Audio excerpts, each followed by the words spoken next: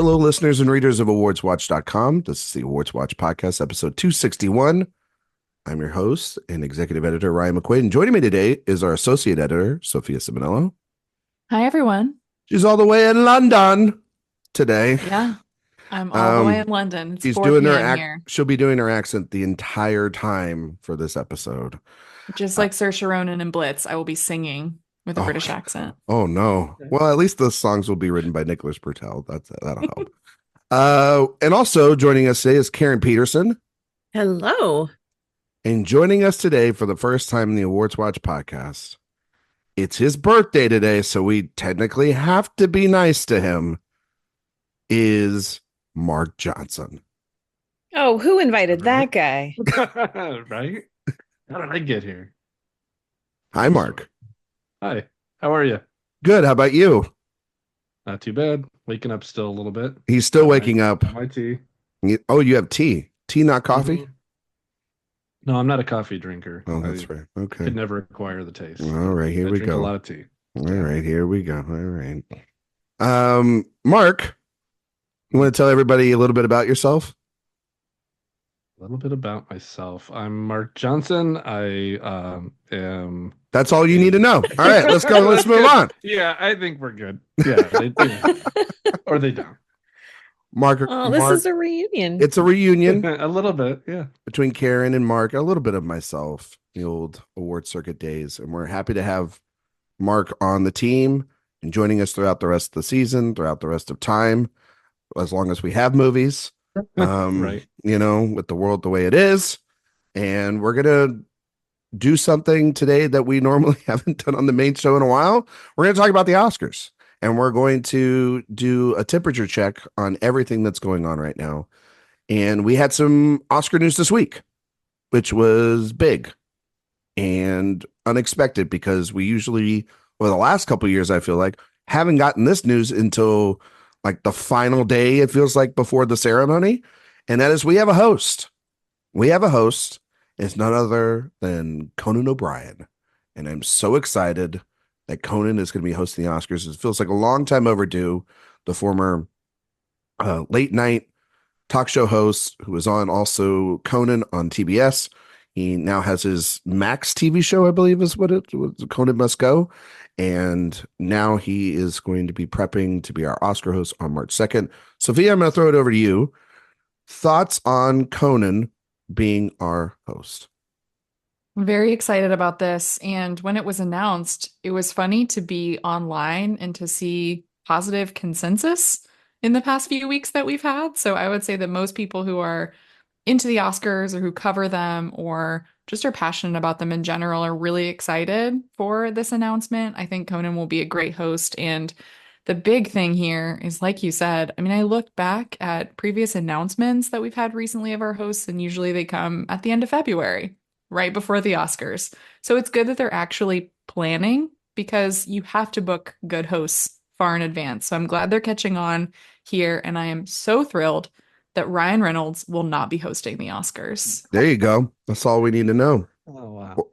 I mean, Jackman would have been good because he's done a good job before. But yeah, the threat. The pair, though. The threat. The threat is, it's too much.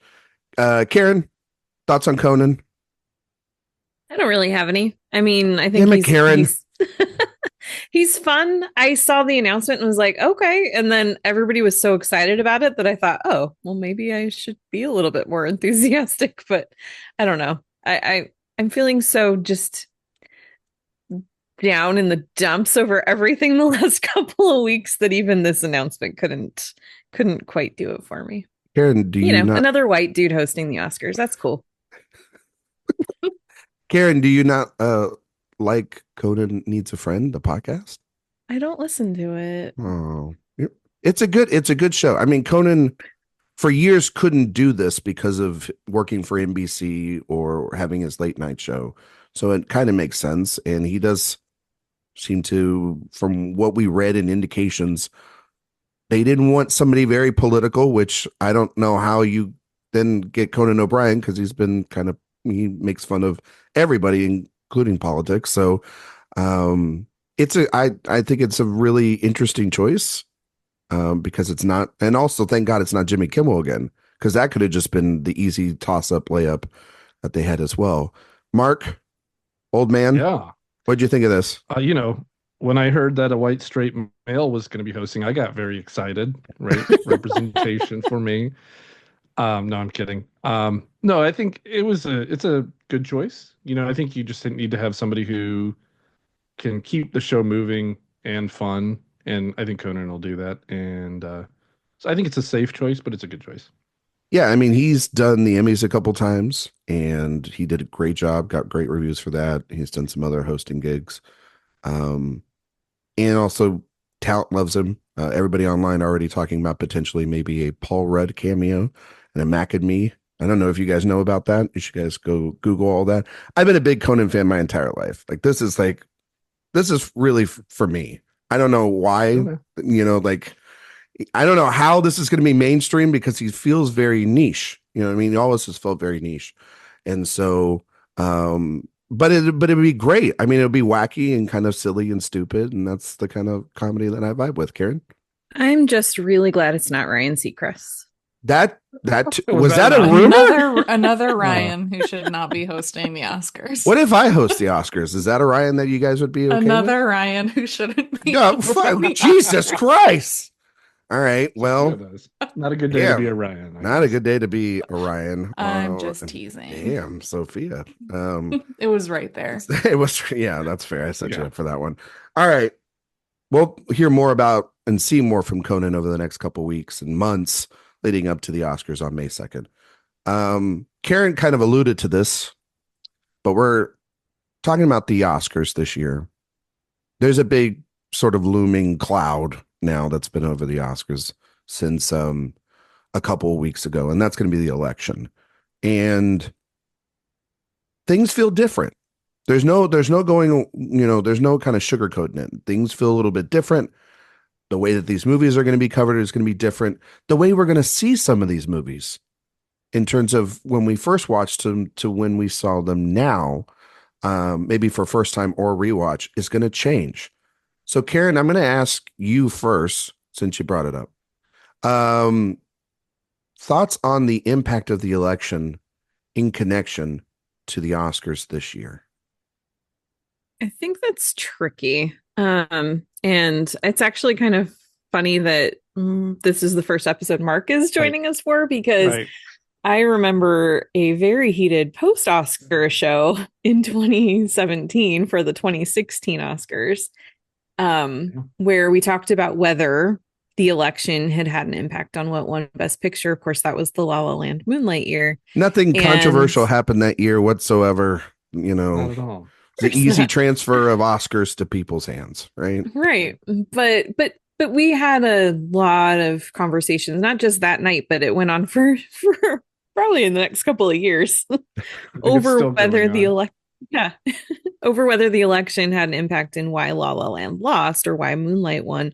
And I'm still not totally sure what the answer is there, but when I look at this year and I look at the landscape, I mean, the last couple of weeks, the screenings I've gone to, the movies I've been watching, I've been thinking about that question. And is this going to be a year where we just need something that makes us feel happy? And we just need to celebrate something that just makes us feel a little bit hopeful in the world? Or is this going to be a year where we're just like, you know what, everything's terrible and dire, and we just need something that reflects those emotions? So as far as what that means for different movies, I'm not sure yet, but I think that's going to be the question all season, is which mood are we going to carry with us into March? Mark? Why don't you let Sophia go next? Might talk a while. Sophia? Yeah, I've been thinking along the same lines, really, as you, Karen, of it's hard to really know what effect that election in 2016 had on the Oscar race, really. So I don't want to compare this year to that year. That's something I want to, I think, stay away from in my own analysis of the landscape and what's going on. But just in terms of the attitude, it feels very different this time around, because I think in 2016, there was this feeling of resistance and this strength that came from this horrible moment of people wanting to get together and say, we're better than that. And this time, it feels much more hopeless and just deeply sad.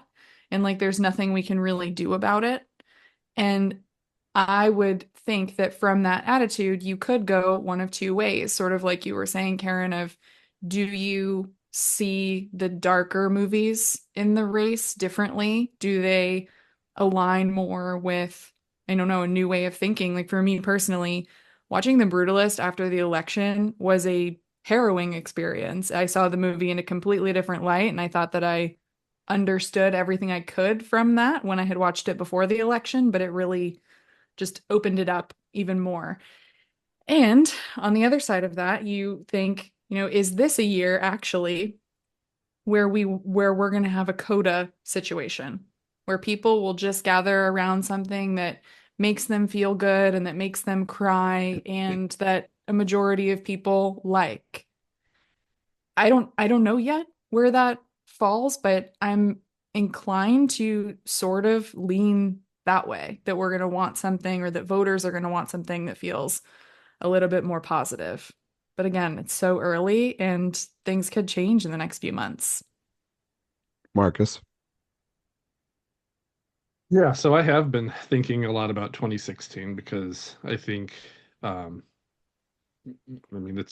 it's we only really have one year to compare this to, and it's 2016, because before the last, how do I say this? The last Republican president was elected prior to the preferential ballot. So the preferential ballot changed everything with Oscars in itself. So if we're going to make the comparisons, all you really have is 2016 to look at. And I remember, and I'm sure you guys do too, the mood certainly swung completely a different direction than what it was prior to that. And I don't know that it really happened right away. It was something that kind of built up, because if you look at the early part of that 2016 race, you had La La Land come in with a record-tying 14 nominations, right? All About Eve and Titanic, I think, were the other two, both one picture. I think it was around the time where Trump was sworn in that the mood of the race kind of changed, because the nominations were being voted on before he was sworn in and then were announced right after he was sworn in. And from there, you had La La Land win PGA, La La Land won DGA. And what was interesting, Globe, yeah, it won everything, It won everything. right? It was It won sweeping. everything. It won ACE, it won BAFTA, it won Critics' Choice, it won 8 different guilds top prize. Like, it was sweeping. And where it kind of changed shortly after the inauguration was SAG. And what was interesting about SAG, because La La Land wasn't nominated for SAG, that's the big argument, I think, against my argument of what happened in 2016, is that the actors, the biggest branch, weren't necessarily behind La La Land, because it was a two-piece act, you could say, for the most part.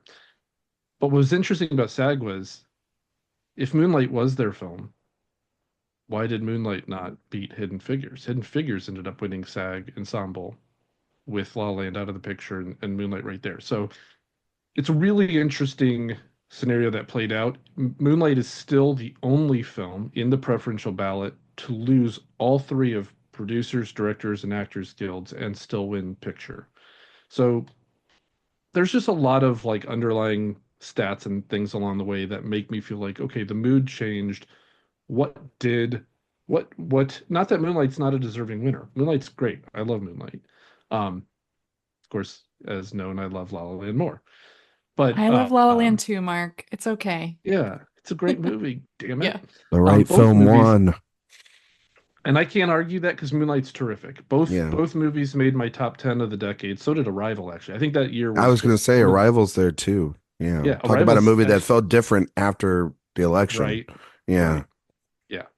So, long story short, when I'm thinking about this year and I think what could be the moonlight of this year, that's where my brain was back in March, when I made my initial predictions, because I was concerned that Trump could win this, because the last 4 years for a lot of people have not been great, and I could see where a change may be coming.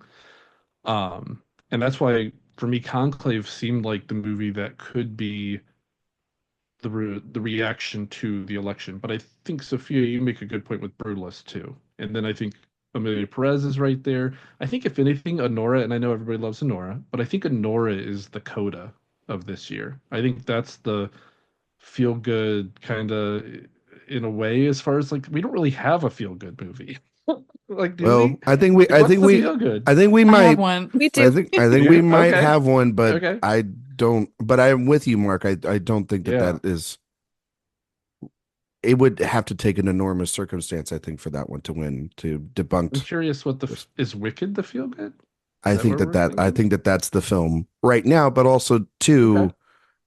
I still need to see Wicked. I know only one of us I has haven't seen either. Wicked here, and I still have flashbacks to last year with when the Color Purple. first reactions of Color Purple Mhm.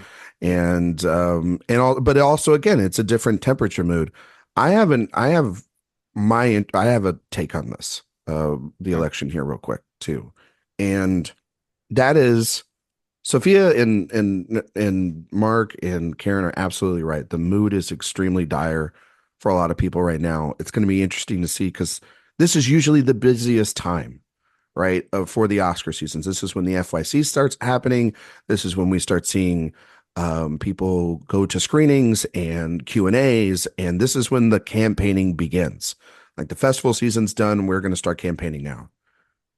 It's all going to depend on the mood of the voters, and the year that actually I've been thinking about is not 2016.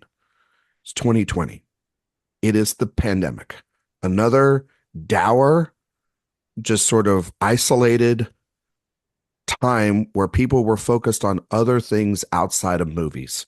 They were focused on survival. They were focused on their families. They were focused on trying to find a ray of hope through a very dark time. Sound familiar? And so, but the thing about that year, and when I've talked with people who know know voters and have talked to voters over the 4 years since, 2020 was one of the lower voter turnouts in terms of the Oscars in recent memory. I've had a lot of people that tell me people did not watch movies. They did not vote. COVID was a detractor from them wanting to watch anything. And television was big at the time. People were watching a lot of TV and obsessing over Ted Lasso and The Crown and things like that. And that's why we saw literally a copy paste from BAFTA. And we have not had a copy paste like that from BAFTA since. Even Oppenheimer, there were different things on that night that translated over from last year. And definitely for the Coda year and the Everything Everywhere All at Once year, those films did not win at BAFTA Picture or pretty much a lot of things, to be fair. So there is that. And so I've been thinking about potentially that people might not watch these movies. Or if they do watch these movies, they don't catch up with the 10 that are nominated. And if that's the case, and going back to, I guess then we can start opening this up to a Best Picture conversation, is I think about Cannes this year a little bit. And I think about how with Honora, that movie won the Palm in a lot of ways from what talking with Josh and people on the ground. It won because there needed to be a good movie and there needed to be a consensus. That movie has sold out Q&As left and right. Now, granted, that was before the pandemic. I mean, not the pandemic. Well, the political pandemic, I guess. And I think that movie is still strong regardless of which way, because you could look at it both ways. You could look at it as it's a comedy and it's light for the most part and people have loved it. And then it also has a gut punch at the end, which people kind of either like or they don't, but they, that an ending hasn't hurt a film from winning Best Picture in a while. It's usually the overall mood kind of like a No Country for Old Men sort of situation where like people were like confused by that ending, but they still overall loved it. You know what I mean? One of And the best endings ever. exactly, period. I love them. I love that movie's ending. But then I start thinking about the films that could win picture. And you start playing a little bit of process of elimination. And we can talk about those films and the strengths that they have, but there are weaknesses. And I think the thing about Anora was there are, we might have some weaknesses for Anora. People might not be higher on it than others here, but the consensus at Cannes was it's the best overall film there. And I could see that then carrying throughout the season through preferential ballot and things, because I don't see a movie like that being particularly low on people's lists. And it's come out and people have loved it or they've criticized some things, but most of the people have been like, it's a good movie. It's a good movie. And that's what you need to win Best Picture. You need a good movie. You don't need sometimes an excellent movie. And, we've already seen this week, Amelia Perez went on Netflix. We saw the online interactions with a movie like that. And if you think that that's not going to translate into the Academy, especially more of the wider, older members of the Academy, I see that happening too. In Conclave, we'll have to see. But anyway, where are we at for y'all in terms of where you feel with Best Picture? Let's talk about Anora, because it does seem to be the film that people have up front. Sophia, do you have thoughts on Anora and where its place in the race? So it's right now my number 2 in my Best Picture rankings. I think that Anora is very strong, and we don't have many reasons really to doubt Anora because it's been winning things. The Palm, like you said, placed at TIFF. But what's been interesting about Anora for me is that when I've talked to regular people, friends, coworkers, I overheard 2 women in the grocery store last night, they're not very high on it. They found it to be overhyped, or they were surprised that it was considered a comedy. They felt it was a bit more, I don't know, down and sad, and they were surprised by that. So that's just in the back of my mind. Not that those people are voters, but when I start to think about the full picture, I think there are places where Anora can win because you always want to think about that path of what is it collecting on its way to picture.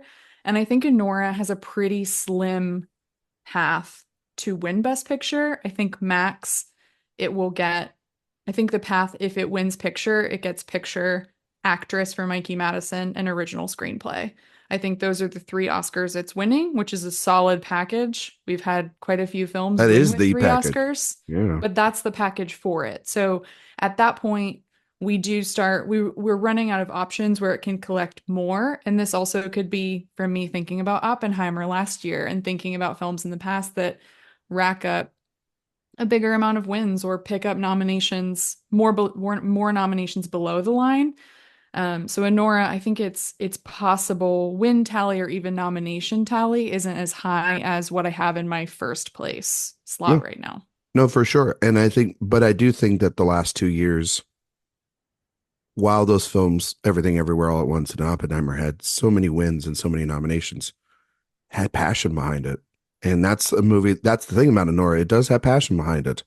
It has had it since it premiered at Cannes. And I mean, Mark, you were at Telluride, and Sophia, we were at multiple fests with Anora. It was sold out. People wanted to see this thing, and people want to go to the pop-ups that have been happening, and they want to hear. No, I mean, like, that's part of the campaign. You know what I mean? It's all part of it. They're extremely great at campaigning. I mean, look at what they did last year. Even though it didn't result in a win for best Picture, look what they did with Anatomy of a Fall. You know what I mean? Look at what they've done with Triangle of Sadness and Parasite. These, I mean, Titan withstanding, but they've done a great job with their campaign. Karen, where are you at with sort of Anora? And Karen and I were talking about that this week. Is that I know you're not particularly the highest on the film, but this is where, Karen, we talk about our separation of our thoughts, right? And personally on the film and where we see it in the race, right? So could you kind of talk about that a little bit? Yeah, absolutely. First of all, I just want to say that at this point, I do not see a clear front runner for Best Picture. I really don't. I kind of agree. Yeah. And it makes it interesting and kind of tricky to talk about it. And like, I just on my list, I just put a bunch of movies that I think are probably going to get nominated. I don't have them ranked right now because I just don't know. To be fair, But, Karen, that's how Eric does his I think people forget this because of other sites, but the way Eric does his nominations is on the website at awardswatch.com, is in the 1 to 10 is the likelihood of that film getting nominated in Best Picture. So he has Conclave up at the top right now. That does not mean he thinks it's winning Best Picture. It's the nomination prediction is different than then later on when the nominations come out, the win prediction. I know it's, Mark's giving me a little interesting. But I think that that's actually kind of the way you should do it because you're doing nomination predictions, not win predictions right now. But anyway, sorry, Karen, continue.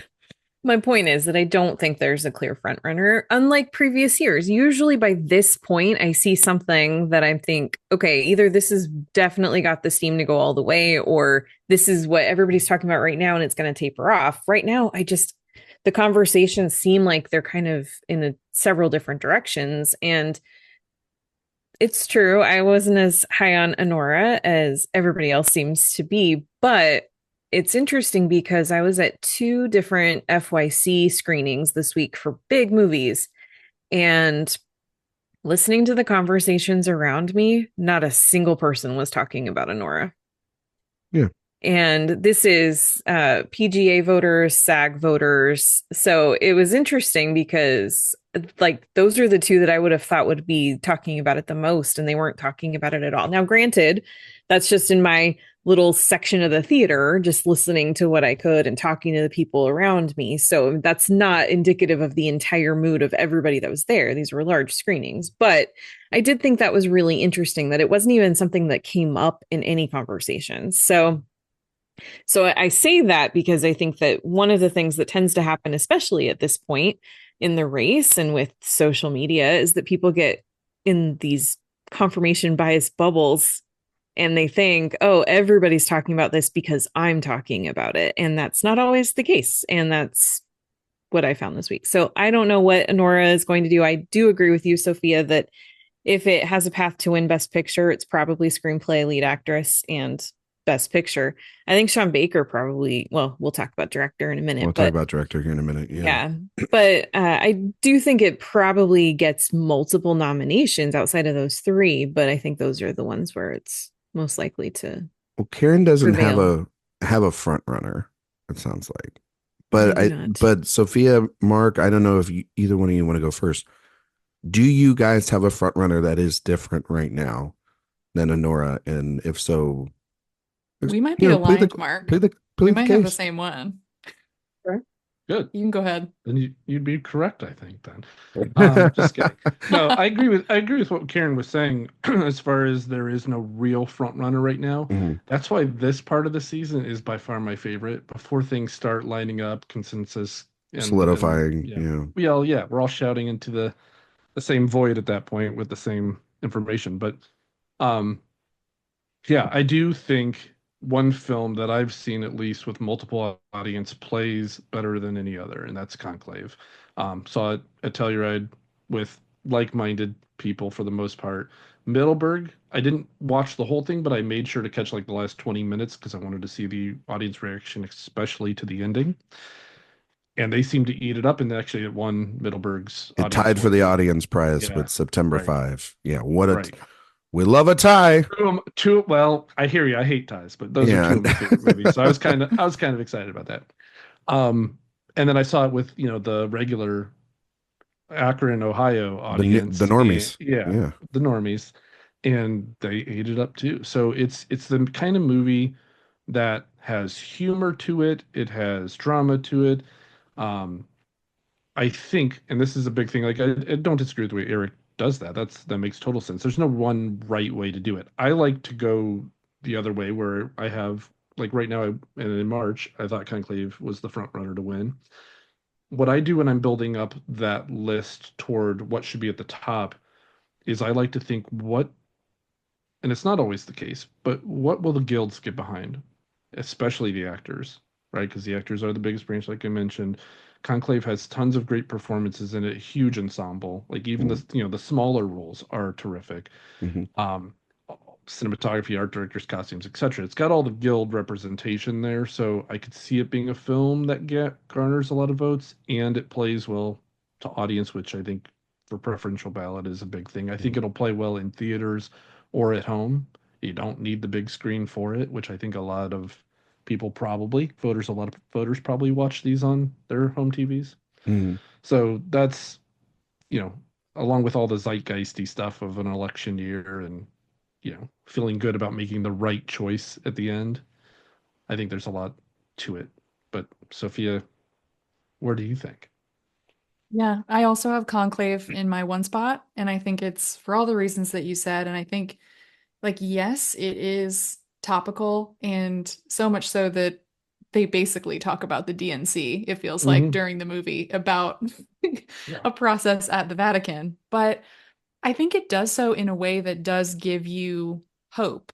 It's not showing a doom and gloom election. It's showing an election where they go with, to them and thematically, the Christ-like figure of the movie. And that also ending with doubt and some sort of mystery. And it's not an ambiguous ending, but it has, I think, topics people can talk about, but it doesn't leave you feeling down.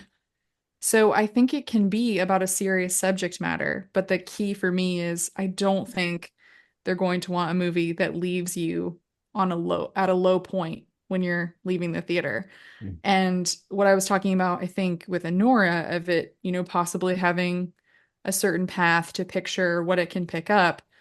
I'm not the biggest fan of Conclave. I was right in the middle on it, but I think that it could win score.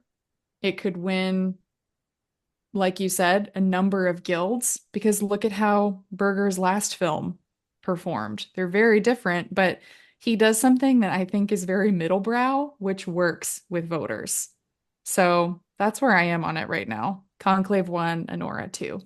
See, I have the same top two. the thing about Conclave is these reactions, its box office results, its festival wins, and everything, again, is also before the election. And how many people are going to, in FYCs, their cast is shooting a lot. Like Tucci and Fines are shooting shows right now. They're not really out on the campaign trail yet. I wonder how many people it goes back to, are going to want to sit through and watch an election movie post this election. And no matter how fun or pulpy or, silly, or vape pens from, Cardinals and all, or curtsies from Isabella Rossellini attached to it, I wonder if it might trigger some things that they don't want to explore, or they want to escape in a different path. And that opens up other films, or they, and also it's path two, you talk about maybe some technical wins for it, Sophia, like a score win. What are the other wins that that Conclave could have in its path? I don't think it's going to win screenplay. I don't think he'll win I think it could win screenplay. I don't think he'll win director.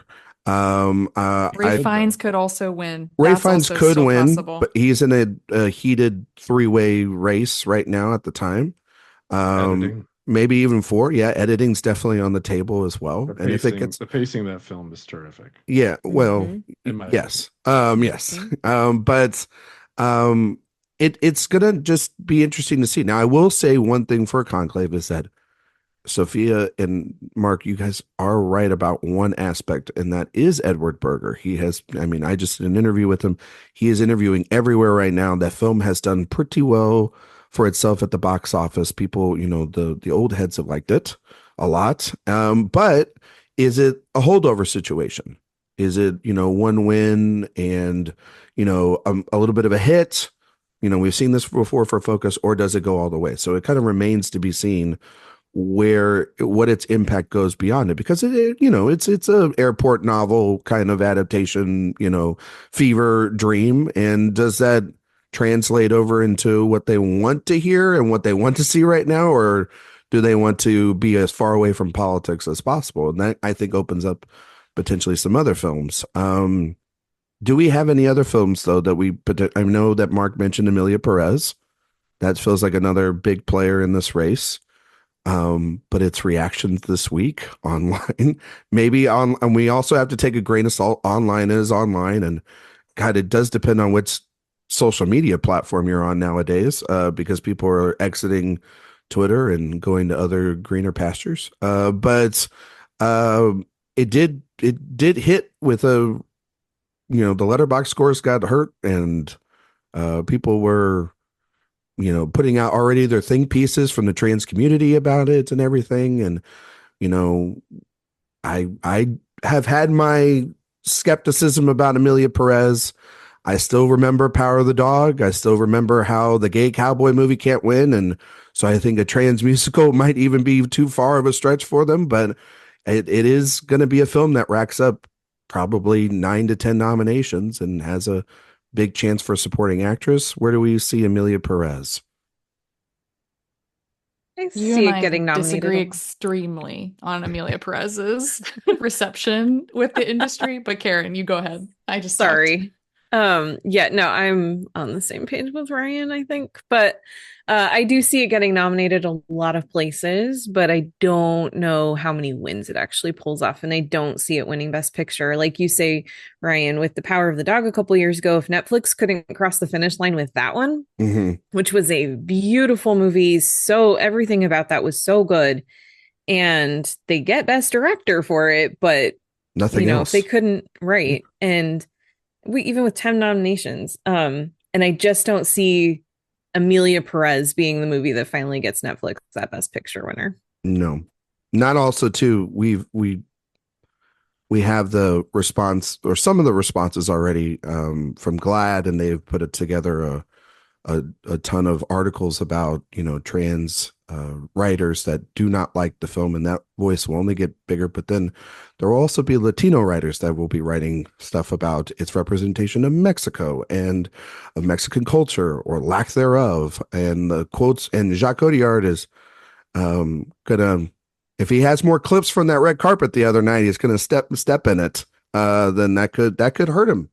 But also too, again, it has a front runner for an Oscar already. It kind of has one, I think, and I hate saying this already, but it kind of has one walking in the door with Zoe Saldana, who I think everyone can agree, even if you don't like that film, you can agree that she is the best part in the film easily.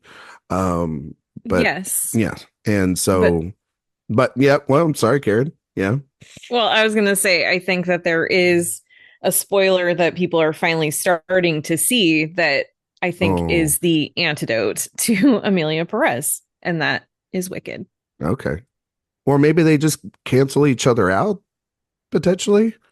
I don't think so. I've seen Wicked. I'm the one. I'm the one that saw it out of the four of us. And granted, I went into it already, a little. Well, I didn't go into it biased. I love the musical. I've seen it multiple times on stage, and I actually went in pretty skeptical, and it won me over immediately. It's beautiful. It's so much fun. It just feels good. And Ariana Grande is incredible. Cynthia Erivo is great too, but Ariana really just, oh my gosh, such a standout. And I think the only thing working against Wicked as far as a big run for Best Picture and everything else is the fact that it's a part one. That's exactly what I was going to ask you, Karen, which I think is why it'll have a strong day. Maybe it does pull out Ariana Grande, for a win and an upset over Saldana. Maybe that is the case. But in terms of a win for picture, we've seen how they've handled part ones many times over history. We saw it with Lord of the Rings. We just saw it recently with Dune. They either will award you down the road or not. There is not an urgency with a part one. Exactly. And and while they've done a great job of hiding it in the marketing, I believe in the title cards it says Wicked Part 1, if I'm not mistaken. Oh yeah, as soon as the movie opens, you get the Universal logo, which is the Original. Wizard of Oz version of that nice. logo. Sorry, I guess that was a spoiler, but and then it goes into credits. You're fine. Yeah. and then it says Wicked Part 1. So right from the opening frame, you know that this is definitely the only part of the story. So, but back to Amelia Perez. Anybody want to go? Who wants to go?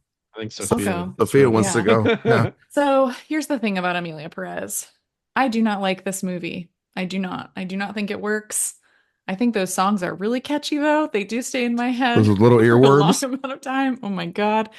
But it's a film that didn't work for me. But quite a few Oscar winners throughout history don't work for me and are too much. And with Amelia Perez, I'm going to go to two things. First, personal anecdote experience. Going to the party for Amelia Perez when we were in LA, I heard time and time again, overhearing conversations in the bathroom, out getting drinks. Wasn't that an important movie? Over and over again. I even heard someone say it was the best movie Netflix has ever had in the Oscar race. Now again, I love The Power of the Dog. Everybody knows that. I was all in on The Power of the Dog. That was my favorite movie of that year. I don't think we can compare the two because The Power of the Dog people called chilly and cold, and they wanted to find every excuse possible not to give that movie a win. Amelia Perez is obvious, it's loud, it's buzzy, it's topical. I don't think we can compare the two in a way other than to say Netflix is really good at getting nominations and not so good at getting wins. That's completely fair, and I could see that happening. The other example I want to go to is the European Film Awards. So last year, if we look at the European Film Awards, The Zone of Interest and Anatomy of a Fall did very well at the European Film Awards. And this year, Amelia Perez has nominations in Picture, European Director, European Screenwriter, European Actress. It picked up nominations, and that's an Academy. So we're seeing a sign already that people in the industry are responding to the film. Mm-hmm. So that is my scenario where I would love to not talk about Amelia Perez this award season, but I think being realistic, we could see it come up with different voting bodies. I just think when you have, you're right. It was different sort of whistles being blown at the last second to stop Power of the Dog from winning Picture, because it was doing very, very well for itself up until, Critics' Choice and people writing articles and then Sam Elliott and all that bullshit. Yeah. I think that this is a little bit different though, because this is right where Netflix was at last year, where I was at a party as well with you. And we were hearing the same things about, oh, what an important movie. And, oh, what a beautiful just love story. And someone has quotes all over town with his name about the performance of a lifetime for Bradley Cooper. And I heard the same things last year about Maestro. So that's why I can't buy it either. And also, they didn't have the word racist and transphobic and all these things attached to it, and didn't have the bodies in which it represents, which will get louder and louder and louder as this goes on. People are then not going to want to vote for the thing that then makes them feel bad. But then also too, there's the other way where it is, well, does it go by the way of Green Book? And they have just this sort of I will vote for it regardless of what you think, and da-da-da-da-da. Though Green Book is a much more conventional film, even though I do think that they have a Penis to Vagina song that they cut out of Green Book. That was a very interesting choice there. So, but yeah, I think Amelia will be, I think it's going to get nominated for sure, but I just still don't see the path for wins there either. And I'm also just going to put this out on the table. I still do not think it's getting into screenplay. Musicals don't get into screenplay. And I don't think it's going to happen for either Wicked or Amelia Perez. I mean, I don't have it in And adapted either. That's No. my like weakest place for it. I'm Yeah. not saying it can win Best Picture really either. Like I don't see that, but I'm just Yeah. saying I think it's stronger. We can't No, write it it can off be completely. I think it's in the race. I just, Yeah. in terms of like being a front runner and taking it all the way, like I just don't see how it rides through a wave of negativity that's already started. You know what I mean? And will carry from the, because I mean, hell, Maestro like tried to go all the way with its negativity for Bradley Cooper and a nose and all this different, and him wanting to just campaign normally to win an Oscar, and people, and then the industry kind of picked that one up. So it'll be interesting there. Are there other films we haven't mentioned that you guys think are going to be big time players in this whole race, Mark? can I weigh in on Amelia Oh yes, first? Mark. Well, Yeah. no, Mark, Okay. we can't have you Just weigh in on a Amelia reminder. Perez. Yes, Right. yeah. But I do have it third behind Conclave and Honora because there's one major factor to consider, and it's this Oh, year we don't have a zone of interest or anatomy of a fall. yeah. So where is the international block going to vote? And Amelia Perez seems like the most likely um, film for them to get behind. Part of my hope again with Conclave is if there is a little bit of a takedown with Amelia Perez and the international block doesn't want to go that way, which route would they go? And that's where I'm hoping they kind of slide over to Conclave with the international director. And it's got an international cast of sorts, Mhm. right? So that's kind of the big thing I think going for it. I think it's interesting when you mention screenplay because we probably all know screenplay is you have to have a nomination for to win picture. The last 24, at least going back to 2000, every single Best Picture winner was at least nominated for screenplay. So Mhm. I do have it still in screenplay, but I could see it missing there. And I think if it misses there, then where you rank it in Best Picture in the second phase, it'll probably be in the lower half at that point. Yeah. Um, but yeah, I think I was going to mention Green Book as well. As far as do they care? Do they listen to the noise, to the voices against? I don't know that they do. But at the same time, everything since Green Book has felt like they're almost afraid to get Yeah. um, shit on again, if I can Yeah. say that. I think so. No, you're You know right. what I mean? Like a lot of their choices since have been very uh, safer as far as that part is concerned. In terms of the So politics behind a win, yeah, I yeah, would say so. as Yeah. far as like what are we gonna get beat down? Other than the Power of the Dog year, that's Yeah. probably the one year where they did go a little bit. Well, I mean, I do want to talk about more sort of the bigger ones here, but is there another contender from the international block that you guys could see that emerges? Because at this time last year, yes, we did have kind of the idea of zone of interest, but then Anatomy of a Fall sort of rose from the ranks. Do we potentially see something like The Seat of the Sacred Fig potentially grow? And I mean, it won a special prize at Cannes as well and has played all the festivals. Mark, if you want to talk about audience award winners, it did at Middleburg beat Amelia Perez straight up for an audience award winner there. And so Yeah. is Seat of the Sacred Right. Fig maybe, we've seen it before where they can carry multiple, not just last year, but also 2018, where they carried multiple international directors into a lineup. I could easily see Seat of the Sacred Fig breaking in a 10 that is kind of vulnerable. It is a vulnerable lineup of 10. So something critically acclaimed, passionate, like if See the Sacred Fig wins some prizes at New York or with National Board of Review or LA, like, becomes the critic consensus, like Drive My Car, that could happen, right? Yeah, Right, I guys? think so.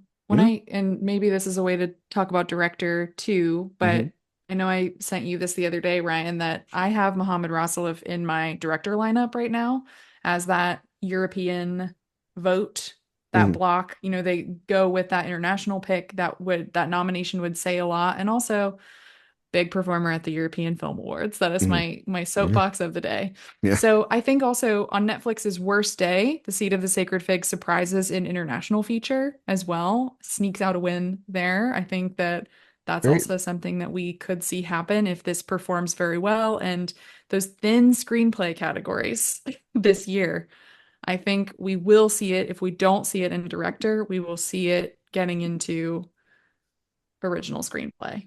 Yeah. Yeah, no, for sure. I think it is a film to keep an eye out because again, while Neon is working on Nora for the big stuff, they're working on this on the sort of smaller scale in terms of if they can just get something in there for that, that'd be okay. But if it can get into international feature, it will be it will be very close, I think, with between it and Amelia Perez. It is also just a little bit more of a hefty film. It's more important, more, very timely, very hard. Now it is long. That is the thing that will go up against it. It is a long film. But I think it's like just 20 minutes longer than Amelia. I think so. But that 20 minutes, from what I hear, it does a lot. Yeah, it does a lot. So, yeah, that's that's the main reason. So I'll be honest with you. I ended up skipping Seat of the Sacred Fig at Telluride because I can't remember what was playing up as it, but you want to make the most of your time when you're at a film festival. It's hard to dedicate 3 hours to one film. Did the same thing at Middleburg, wasn't able to get it in there. I've now had it sitting in my screeners for, I don't know, weeks or a couple weeks, and I still haven't been able to get over to it because that time to put aside to watch. You've been watching too much Cavs basketball is what you've been doing. Well, there are the Cavs right now. They are undefeated. Yeah. Between the Cavs and the Buckeyes, that's all we have here. Yeah, because it ain't the Cleveland Browns. Yep, sorry. Yeah. So that's the one thing, like you mentioned with runtime. I think how are they going to prioritize getting to that? And so we'll see. Karen, have we not mentioned some films that you think potentially could be big, maybe nomination tallies, and also a big? I think we haven't mentioned one big film left in this race, but what is another film, Karen, you potentially see could be a big player come the Oscar nomination morning? I don't know that I see it winning Best Picture, but I do see it nominated for Best Picture and a lot of other places, and that is Gladiator 2. Gladiator 2. Interesting. Mm-hmm. The reception was a little more mixed than I thought it was going to be this past week when the reviews came out, but if anybody can trust old Ridley Scott, it seems like the Academy loves that dude. I mean, look at Napoleon last year. They do, and yet somehow have never given him an Oscar for directing. It's interesting, and maybe this is the year that changes. I don't think Gladiator 2 wins Best Picture. It's a big dumb action movie. It looks incredible in IMAX. It's fantastic. Yeah. It's really it's energetic. It looks good. It's fun to watch. The performances are great, especially Denzel Washington. So the hype there is real. The screenplay is completely a mess. If you actually walking out of the theater talking about it with people, it was just like, yeah, that actually was kind of not a good movie, right? Like it does. Certain parts of it make absolutely no sense whatsoever, but you're having so much fun while you're watching it that you just kind of don't care that the script is bad. And so that's where I think it doesn't have the strength to win, but it's definitely looking at a lot of nominations in the tech categories, possibly an acting nomination, possibly a director nomination. So yeah. It's going to be everywhere, it seems like. I think there's one film we haven't mentioned, or we kind of mentioned it, but that's Brady Corbett's The Brutalist, which I think is going to be Corbet. Sorry. Well, you know what? No, I'm not doing this year. I heard that, and you know what? For years he was an actor. Nobody ever called him Corbet. Like we're not changing this. This is like last year with Emerald. What did they try to call Emerald Fennell? What is it? Emerald Fennel? Fennel. Like, no, we're not doing Ryan, this. Are you saying that you refuse to call somebody by their preferred name? Yeah. It reminds me, though, I really hope that he's doing it like Lydia Tarr, changing her name from Linda Tarr. Linda I really Tarr. hope it's like a I think it's a little bit like that. Directing this movie, but yeah, I've heard Corbett and Corbet, but Corbet is the one that now people are saying it's Corbet. All right, well, Brady Corbet, which makes him sound like a dessert,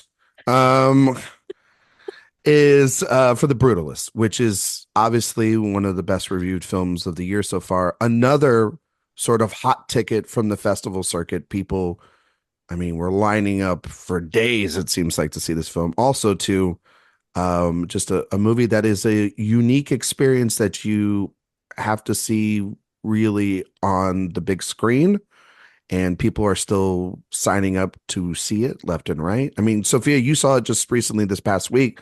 I assume that screening was pretty crowded as well there again. And Yeah. Yeah. I mean, I think this is like the second wave of hot. Nora was that early film, and The Brutalist is the new one that's the hot ticket for press screenings and at festivals.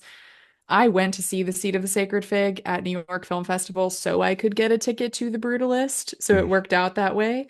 And I think, for me, I see this movie performing pretty similarly to Tar. I know I just mentioned that, but doing really well in the nominations stage. And then we'll kind of see what happens once it's out of branch voting and it goes to the general membership. Funnily enough, I think this movie wins Best Picture if everyone turns it off at the intermission. I think that the second act is really tricky, and it contains Felicity Jones, yeah, who's which is nuts. that's also interesting. I think we're going to see who watches this movie based on if Yeah. she gets in or If not. she gets in for a nomination, people watch the second half of the They film. watch If the whole thing because she's only in the second exactly, part, right? exactly, right. Yeah, so I think that's how I see it, racking up a lot of nominations. I do think it has win potential though in a few key places. Yeah. I will throw a fit if Adrian Brody doesn't win. So I'm preparing to do that just in case, because I'm never happy with acting winners, but I think it has more potential for wins than some similar films in the past, but for me it does feel like that one that it really depends on the mood of these voters It if it is can one go of all the way. it is one of the technical achievements of the year, and it's a technical achievement Mhm. within a very small budget as compared to things like Wicked or to Gladiator 2, or a movie we haven't mentioned, Dune Part 2, which will be in and around the conversation. I do not think that that movie is winning anything I was gonna say, significantly. isn't it interesting we haven't mentioned it?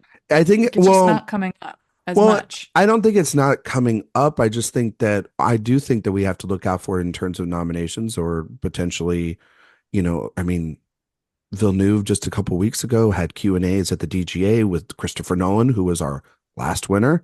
And it was at the same time the year before when the Daniels spoke to him, and the year before when the Daniels spoke at the DGA. So it was very timely. And I saw what you're doing there, Warner Brothers, of trying to get Denis Villeneuve into director, and it could very well happen. I mean, it was a massive success.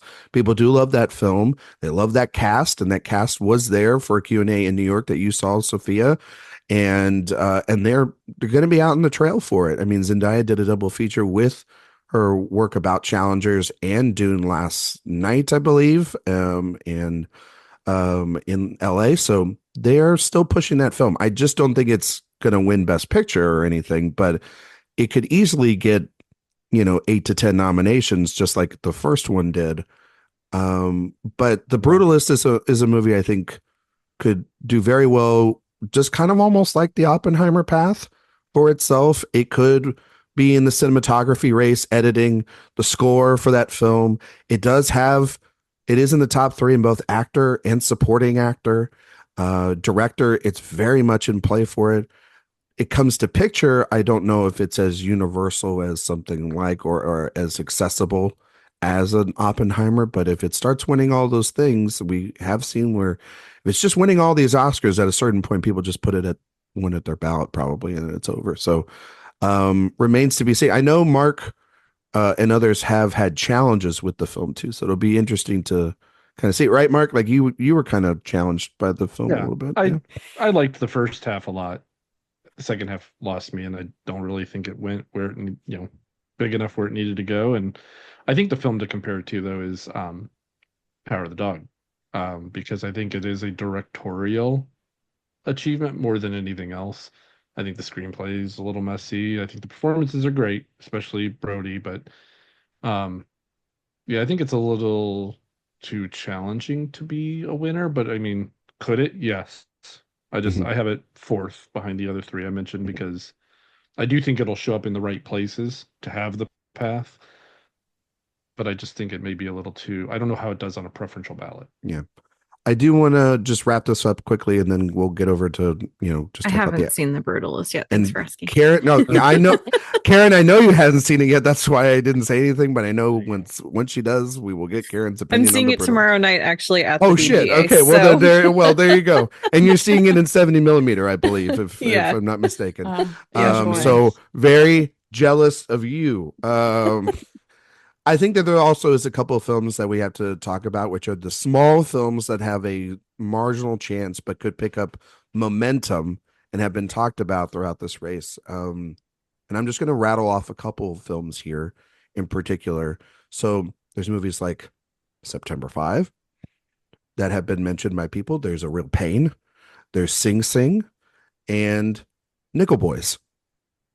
I think Nickel Boys is a film.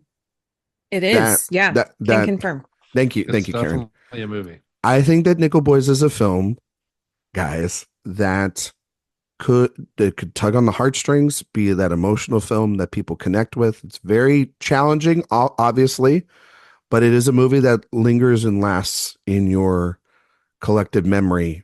And it's a movie I thought about a lot over the last couple of weeks as well. And I know that MGM has been pushing that movie more than even Challengers, which they know is like a big successful hit for them. They are pushing Nickel Boys. That is their film, and I would not be surprised also if someone like Ramel Ross broke into director, cinematography, score, the editing of that film.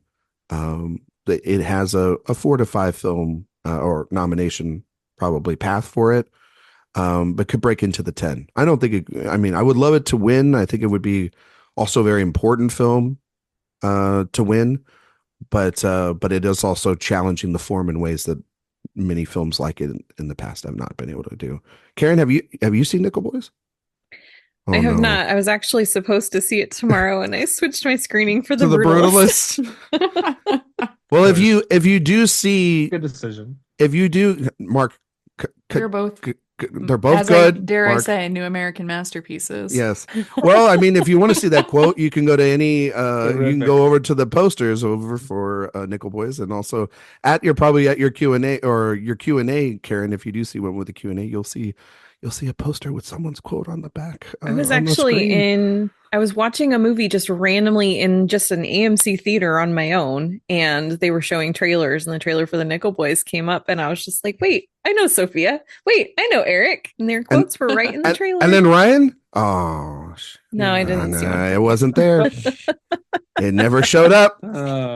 Damn it, David Ehrlich stole my spot. But anyway, any of those films do you guys think, like, I mentioned Nickel Boy Sing Sing, A Real Pain, September 5, any of those films?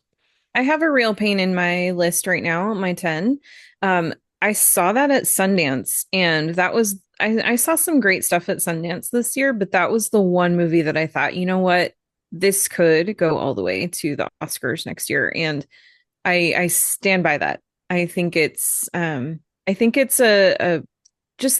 it is a smaller movie. I don't know, again, that it has what it needs to win, but I think riding high on the recent success of Kieran Culkin and also this very personal story for Jesse Eisenberg, I think the two of them together make such a good pair, and working through some real generational trauma from historical world events, I think resonates with audiences in a way that I think feels very, very of the moment. It has a path. It does have a path. I have A Real Pain 8th because I worry about if it can get in. But as far as if I was wagering on what could win, I'd probably have it 5th because, again, sorry to keep comparing to past years. I think that would be the closest thing to a coda this year, where a supporting actor win screenplay nomination probably could win. Could win. Good. And misses probably director. Yeah. Like Coda did. So, and it's kind of, I feel good. I think it's a feel good. Like I laughed the whole time. It's got heavy moments, but it's it's for the most part, I think, a feel good movie. So People like it. I'm a big fan. I'm kind of more hope predicting, I think we call that Mhm. the film at the moment. Um, but another one that I don't think you mentioned that I think is in the conversation too, even though nobody has seen it, is A Complete Unknown. I still have Mhm. that 9, but part of the reason I have it in my 10, everything has to kind of work together, right? So Yeah, I have Timothy winning actor at the moment. He's my front runner, and I agree, Mark. yeah, and you kind of have We if you can't have put this him out there, winning, guys. We It's just g- can't. it's gonna. We're not gonna be the only ones putting this out there. right? It's If you have him winning, you have to have, I think, that movie in your yeah. 10. I don't think he It can wins change without. though. But But yeah, yeah, but the as a whale was nominated for picture, no, right? it was on the No. outside looking in. The whale missed. Okay, Yeah. then forget what I just said. But I have it in my 10 because I have Timothy winning, and I'm hopeful for that movie because it looks really good. I mean, I don't know about that last statement, Mark, but okay. It's my kind of Um, movie, damn it. All right. yeah, yeah. Mangold made movies for Mark. Mark Mhm. likes Mangold on Twitter. Anyway, um, yeah, I think A Real Pain has a potential to really come back, and it has a path. A movie that does have a path also is Sing Sing. That could win SAG Ensemble easily. And if you can get those, everybody at a Q&A, they'll be crying. Coleman, Macklin, that could easily happen. I don't know, like it's outside of actor, supporting actor, screenplay maybe, and picture. Like it's these nomination halls do not seem big for some of these films, and it could easily be like a Coda situation where it's something small that wins 3 Oscars and off of 3 nominations, and then bing, bang, boom, that's your best picture winner. And it's a long season too, so there'll be time for narratives.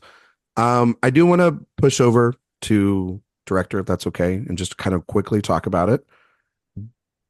We talked about Corbett, we talked about Berger, we talked about Baker, we talked about Odiard.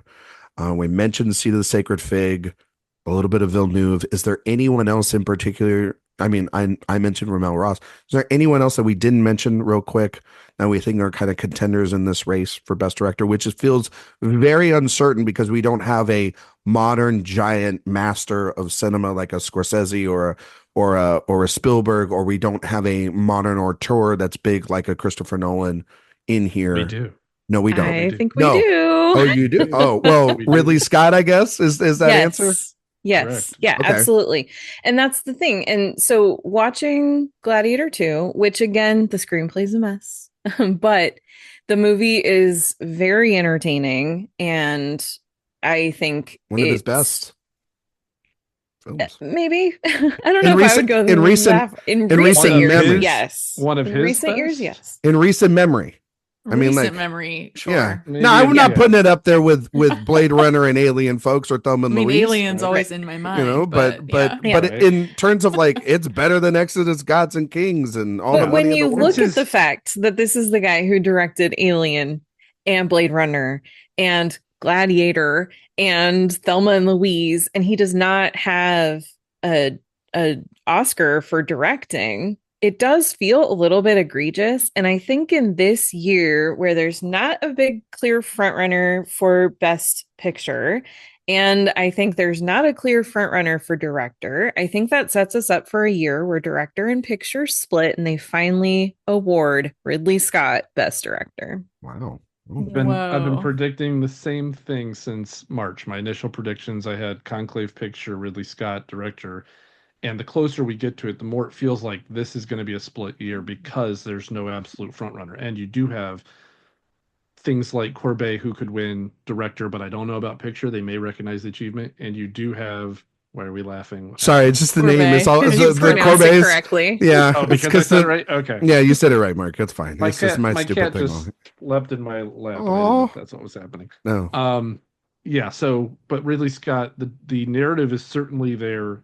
Yeah. That I was banking on if Gladiator makes a lot of money and is It looks like somewhat it will. successful. Yeah, I think so. And if it's somewhat successful with critics, which I think it has been, then if is it too soon for Berger? Would they look at that and go, well, we can get him later or whatnot? And He'll have a film next year, literally. right. He And has a- Ridley Scott, how much time we have left with this guy. He's in his mid-80s, I think. He's right? 86. Yeah. Mhm. Yeah. So this is the time, if ever, and it would be a somewhat deserving win. I think the direction in that movie is certainly great. It's a big epic. I was a fan. So Yeah. yeah.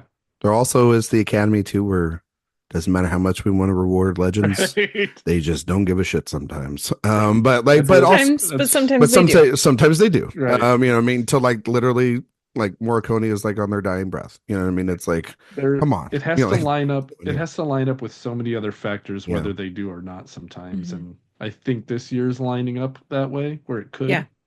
Karen, I'm going to just ask you real quick, because you do have Wicked kind of high on your list. Do you see a world where John M. Chu, who's a director of a G.I. Joe movie and a Justin Bieber concert film, Wow. gets into Best Director? Sorry, I had to say it. He's also a director of Crazy in- Rich Asians, which is fantastic. So That's a very good movie. And also In the Um, Heights, which, I mean, give or take. How your yeah. opinion? Yeah. Well, this that was is, me. I would say, out of all the films he's directed, this is his best Yeah. so far. And I think this is kind of him finally really showing what he's capable of as a director. I think it's possible. I think there's a road for him to get in, but I currently have him just outside at number 6. It's totally getting in for Golden Globe, right, Sophia? Oh, that's what that's exactly what I told you. I was like, this is a classic Globes only director nomination. Yeah. Wow. Like, it's going to happen Yeah. Globes morning, because like the momentum right now feels like a Globes nom in the Mhm. morning. Yeah. Maybe it does Yeah. squeak in because like Critics' Choice has like 20 nominees that you can get in there. Yeah. And then the industry changes that too. The director's branch is so snooty. in They're snooty. particular. That's why I'm Mhm. like Seat of the Sacred Fig, or That's why I usually like their nominations. Yeah. They To be honest they with you. tend to Right, think that that tracks. musicals direct themselves. So, That's where They yeah. do. And I Right. just They think do. that the idea of 2 musicals getting in this year, regardless of how big the musical has been, like musicals have been, 2 it might be too much. Oh yeah. Yeah. so, That's why I don't have him in, but I have him kind of circling close. He's that like right spot, around yeah. the edges. Mhm. Okay. All right, let's move over to the acting categories. Let's try to talk about this and where our temperature gauge is at. So actor feels like a 3-headed race between Adrian Brody and Ralph Fiennes and thought you were going to say Ralph Ineson for a second. I was like, what's going It's on? Fiennes. Fiennes Thank you. and Timothy charcuterie board. No, I'm just kidding. You could have called him Timothy Chalamet. Chalamet, yeah, To really switch yeah. it up with Really Courtney. That's true. It's between Chalamet, Brody, and Fiennes, I think. And Chalamet is sight unseen, but we've seen the biopic win before, and it doesn't matter the quality of the reviews or the film. If it makes money, Chalamet he's had a big year if this movie does really well. He's coming off of Wonka and the big success of that. He's coming off of Doom Part 2, which is probably get in. And like Mark is predicting, if this movie does well at the holiday season, it could very well get in to picture, especially with the sort of wide open race. Brody has a narrative and also one of the strongest films in the lineup. We're talking about a front runner there, as well as Fiennes. Do you guys think anybody else outside those 3 could win Best Actor? That's actually the more interesting question. Yeah, I think you have one more. with You think Coleman Domingo? Okay. I think he's clearly the 4th, but he feels it's really that 5th spot that's really a rotating door right now, and at least in my predictions. Could Coleman win? Yeah, I think he's built up enough of a resume at this point where if that has a late breaking wave of love for it, I could see Coleman winning. But yeah, I do think it's between those 3. I've had all 3 of those guys in my number 1 spot at some point. Rafe was where I started the year.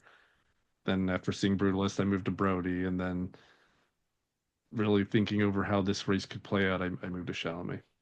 Sophia, I would like to ask you about the 5th spot, because I do think Mark is right course. that there's probably a There's 4 people, but I know Sophia's 5th spot. It's where I currently have the 5th spot. And this is a train I think that we're willing to go and die on. Can you explain who we think is going to be included with the other 4 in Best Actor? Yeah, well, you and I have had a funny chat going for a while now about this man being the number 5 spot, and that is our dear Texan Glenn Powell for Hitman. Wow. And Okay. the reason why we have him here, or the reason why I won't speak for you, Ryan, but the reason I have him here is You because can speak for me. It's okay. I think if we're thinking about that 5th spot, I could go 2 ways. I could also see Eisenberg if A Real Pain is really strong. I actually really like that performance. I like that performance more than Kieran Culkin's in the movie. But for Glenn, what it is he's likely to win the comedy musical actor Golden Globe.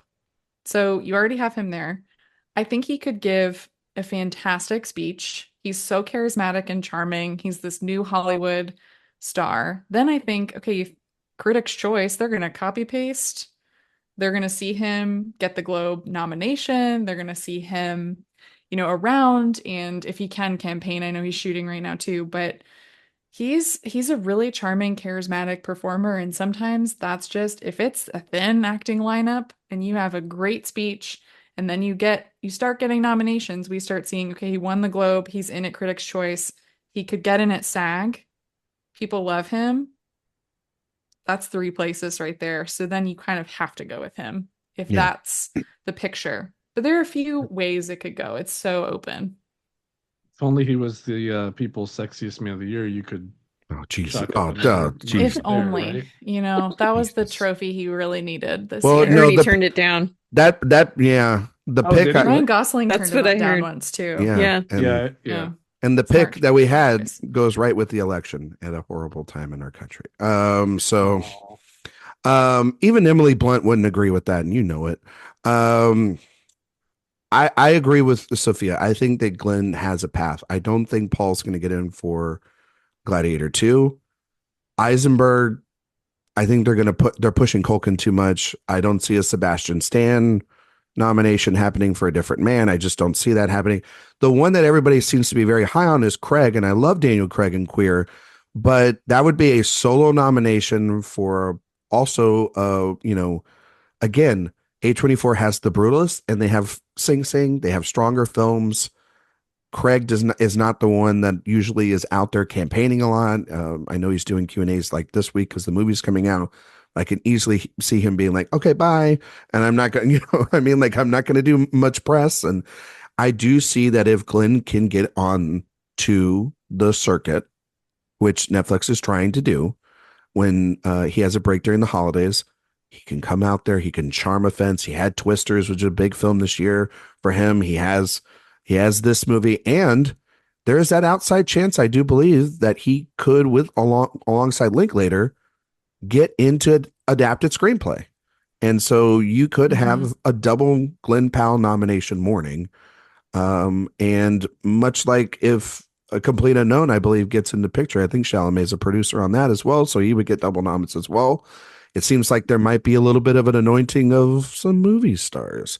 Also, it's just, just be a hot guy lineup. You know what I mean? So it's just, that would be the top 8 are pretty much, or like top 7 are pretty much like that. Whoa. If you're looking at it, like, very rare. But yeah, I just think that Glenn, it might be his time to just get in there. And it feels very like if it starts happening, maybe with critics groups or some people start nominating it, people I think are gonna.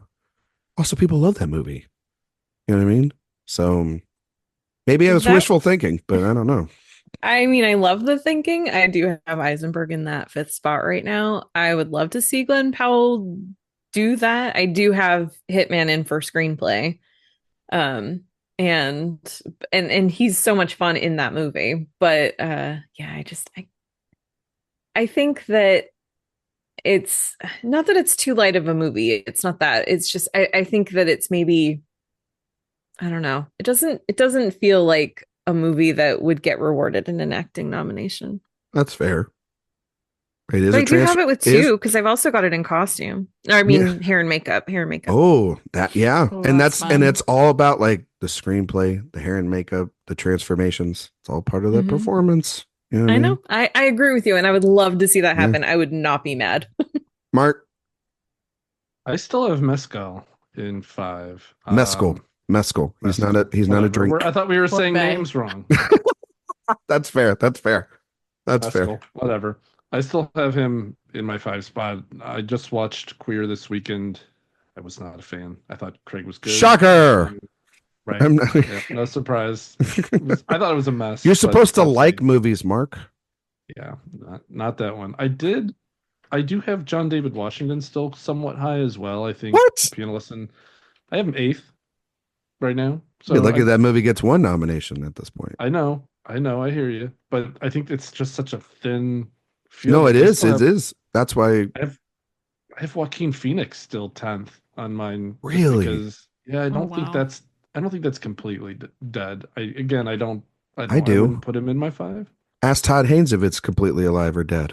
I hear you, but it's 4 and then roll the dice on 1. And right now, I think why I'm leaning Mescal over some of the others is I have Gladiator 2 in my picture lineup. That's fair. So, It's there maybe for that's a someone to take. tiebreaker. That's why I think Eisenberg, Yeah. Mescal, Powell, they seem to be the 3, or Craig. Whoever wants it, it's theirs really for the taking. It feels very much like 2022 almost, and that's Yeah. how Mescal got in, where we didn't have a veteran, we didn't have a previous nominated person, and so somebody snuck in there and got nominated. Is And that was off of passion, for Is it Mescal. complete unknown musical or drama? I believe that's going to go drama. Yeah, I think Yeah, drama. much like Unknown. Yeah. Oh, well, there you go. Right. Thank Karen. It should go drama. Let's move over to actress. This is a stack category. Yeah. I think the consensus for Anora fans out there is, or people that believe that movie is going to win, is she has to win, right? In order for that film to win Best Picture, like there's just no way. But I don't have her winning. I have Angelina Jolie winning right now.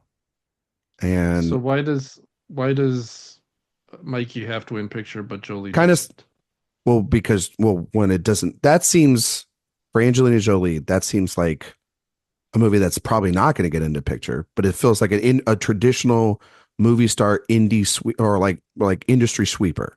Like she could win Globes, she could win Critics' Choice, she could win SAG, she could win BAFTA, she could win, kind of like 2019 with Judy with Renee Zellweger, right? Where she does not have to have a picture nom. She could easily have cinematography for Ed Lockman, costume design, hair and makeup. Like she can have a bunch of other noms that go alongside her. So she does have a path to win. Plus that is just a fantastic performance.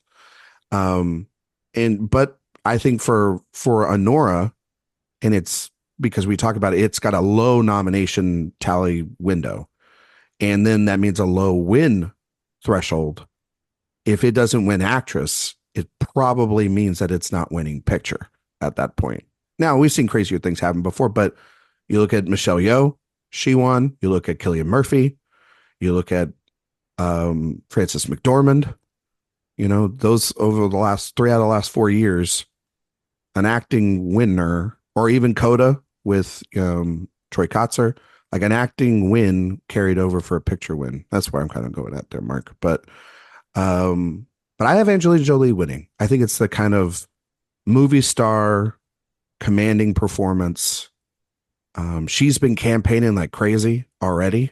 She's staying way too long at some of these parties, but she's talking to everybody. She's talking to anyone and everyone. They're doing all these Q&As right now currently. And yeah, I mean, I feel good about it. I really do. That we haven't had a sort of movie star industry sweeper in a while. And I think Mikey Madison will win a ton of the Critics Awards and Critics Prizes. And I think then Jolie will pick it up when we get to the Telecast Awards. Where's everybody at with actress? Karen? I'm- Actress? Oh, go ahead, Karen. I was gonna say I'm the same. I actually have Jolie winning, and I have Mikey Madison second. And part of that is because I think Jolie is just so great in Maria. It's such a Mhm. beautiful role for her, and she just plays it so perfectly. And also part of it is that I think some of the issues with Honora being editing, I think it's a little too long. I think make Mikey Madison's they do a disservice to her performance because I think there are certain times where it just feels like it's just too much. Mhm. And there's a lot more restraint in Maria. So that's why I have Jolie winning. Sophia?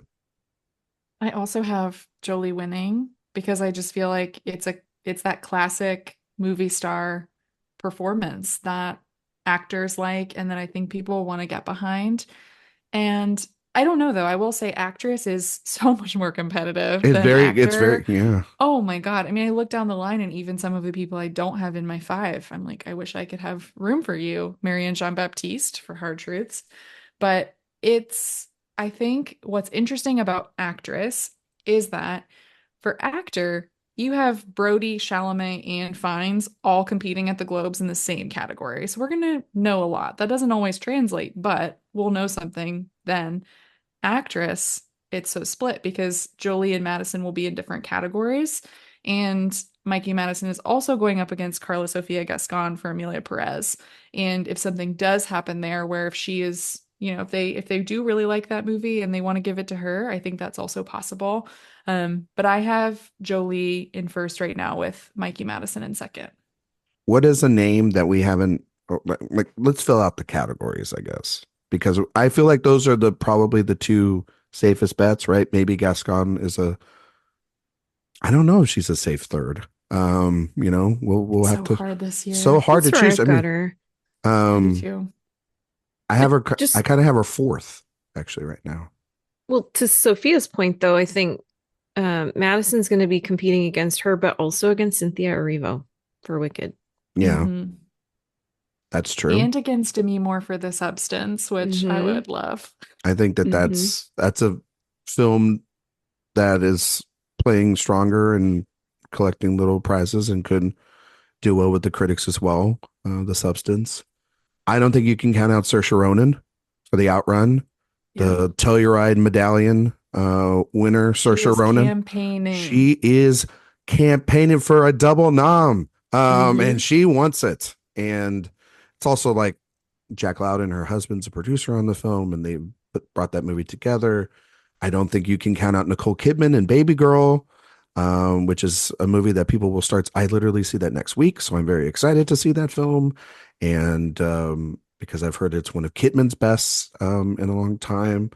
Um, Sophia and I were talking last night. We were like, "Where the hell is Night Bitch? Where's Amy Adams and all this?" I I think that know. that's probably sadly passed. Another season for out Amy Adams. I do think there is one performance though that Sophia mentioned Marianne John Baptiste. Fernanda Torres for I'm Still Here.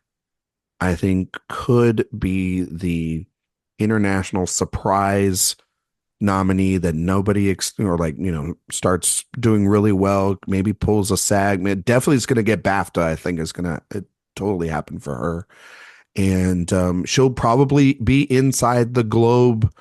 What is it, 12? Because there's 6 and 6 in each 12, category yeah. there.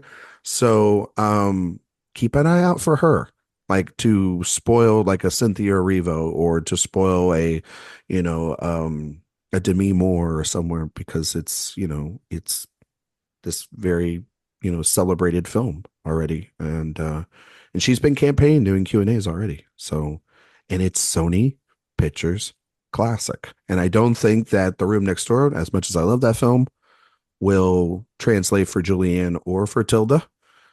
I think Fernanda Torres will be where they push a lot of their weight. Mark, how do you see actress? I have the same top two, just flipped as you guys. I have Mikey still, and I think Oh, again part of it's the narrative, Chalamet and Mikey, huh? It's going. The right? Oscars are going young. Right. So I do think right now we mentioned it earlier in the episode. Conclave and Honora are my top two, one and two, and I think I'm trying to see how like that. How does this play out? So I have each winning screenplay, which I mentioned earlier. You got to have a screenplay nom. I do Yeah. think they both get in. I think they're the favorites in their categories. Mhm. And I think I could see if they love Honor where it is second, they could give it to Mikey without it having enough on the preferential ballot to surpass Conclave. So I'm sticking with Mikey for now. I do have Angelina too, and like you guys, I have Carla beyond that, and I don't know if we mentioned Marianne Jean Baptiste, Sophia but did. she's my I have her just okay. outside Sorry, for me. Is she your Okay. 5, Mark? She's my 5. Yeah. Wow. Okay. I would love that. It's a great Me too. performance. Okay. Get through the supporting categories real quick and then we can wrap this thing up. It's been a long episode. I'm sorry, guys. Haven't talked about the Oscars in like forever. Right. Everybody can listen to this over the Thanksgiving break. Okay, let's do supporting actor. I I have to take my bias out of this because my favorite actor of all time is in this lineup this year. But I do see the path that this is the Denzel Washington train is coming. And I think that people are being very stupid.